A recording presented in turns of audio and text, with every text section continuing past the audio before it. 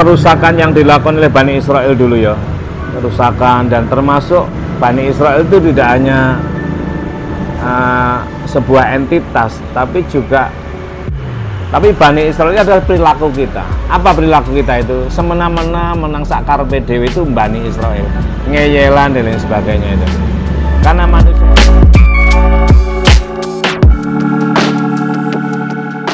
Assalamualaikum warahmatullahi wabarakatuh. Alhamdulillah wa ba'd. Para pemirsa channel YouTube Yaimim Official dimanapun berada, semoga selalu Tuhan limpahkan rahmat, taufik, ma'unah kepada kita semuanya. Semoga Tuhan yang Maha Kuasa, Allah Subhanahu wa Ta'ala, mencerabut hingga akar-akarnya berbagai penyakit yang ada dalam diri kita, baik itu penyakit zahir dan lebih paling utama adalah penyakit batin, iri hati, dengki, rai, jahil, mentakil, suudon dan lain sebagainya. Semoga Allah berkenan mencabut semuanya itu, berganti dengan husnudon, positif thinking, serta selalu berbaik sangka pada apa siapa di luar diri kita, dan termasuk kepada Allah Subhanahu wa Ta'ala. Selamat berjumpa kembali dengan saya Yaimim, ngaji filsafat, tasawuf dan thariqah. Kali ini izinkan saya ingin memberikan penjelasan terhadap berbagai pertanyaan. Banyak sekali para netizen yang ingin mendapatkan penjelasan dari saya dalam aspek atau perspektif tasawuf atau perspektif filsafat, tasawuf dan thariqah terhadap kejadian di luar diri kita yang lagi tren ya, terutama tentang berita Ferdy Sambo dan juga tentang berita tindak kekerasan yang terjadi di Pondok Pesantren Modern Gontor, di mana dalam pertanyaan itu kenapa diarahkan ke saya, karena mereka tahu bahwa anak saya almarhum Ahmad Hirzul Umam itu mondok di Pondok Modern Gontor Ponorogo, Pondok 1 itu selama lebih kurang 6 tahun, dan sekarang sudah almarhum, pulang ke rahmatullah pada tahun 2012.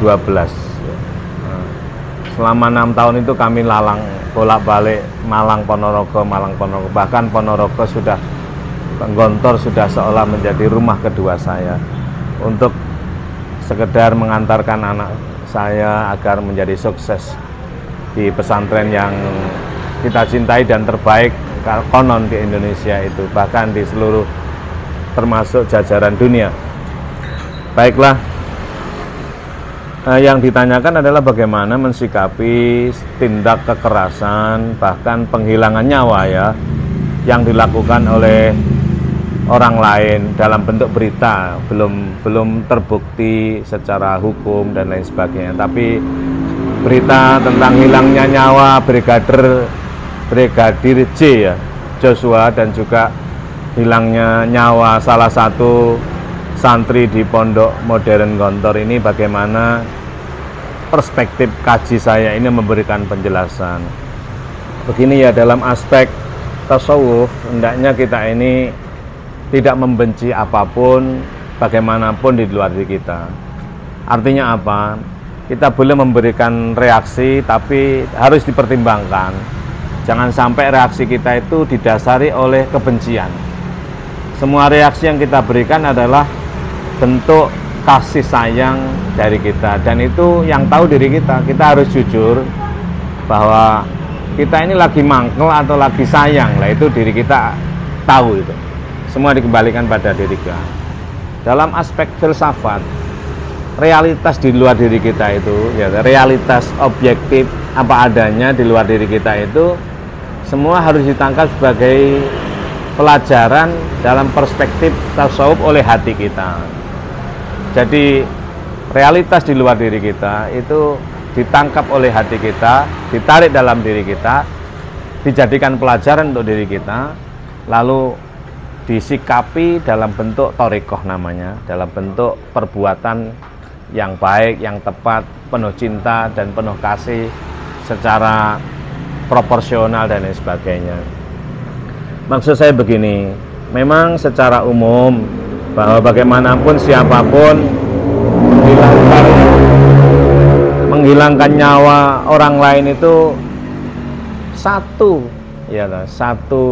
nyawa ya dihilangkan atau dibunuh oleh karena bukan sebab dia membunuh orang lain atau karena melakukan kerusakan, maka orang ini seolah-olah telah membunuh manusia semuanya.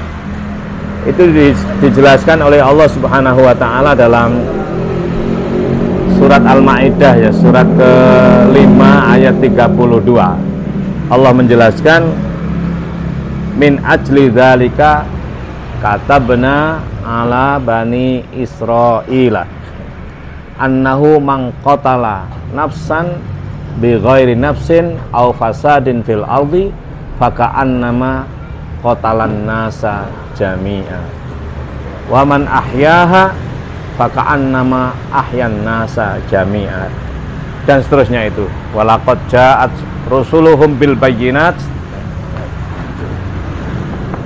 thumma inna katsiran minhum ba'da dzalika fil ardi la musrifun. Jadi kerusakan yang dilakukan oleh Bani Israel dulu ya, kerusakan, dan termasuk Bani Israel itu tidak hanya sebuah entitas, tapi Bani Israel itu adalah perilaku kita. Apa perilaku kita itu? Semena-mena menang sakarpe dewe itu Bani Israel, ngeyelan dan lain sebagainya itu. Karena manusia itu semuanya punya sifat Bani Israel. Apa itu? Ngeyel sakarpe dewe. Maka ditetapkan pada diri kita ini oleh Allah. Apa ketetapannya itu? Bahwa annahu man qatala nafsan bi ghairi nafsin aw fasadin fil ardi faka'annama qatalan nasa jami'a. Ingat, siapa berupaya menghilangkan nyawa seseorang tanpa sebab orang itu membunuh orang lain atau membuat kerusakan di atas bumi, maka orang ini sama dengan membunuh seluruh manusia. Siapa berupaya ya, berniat lalu melakukan upaya, apakah secara langsung atau tidak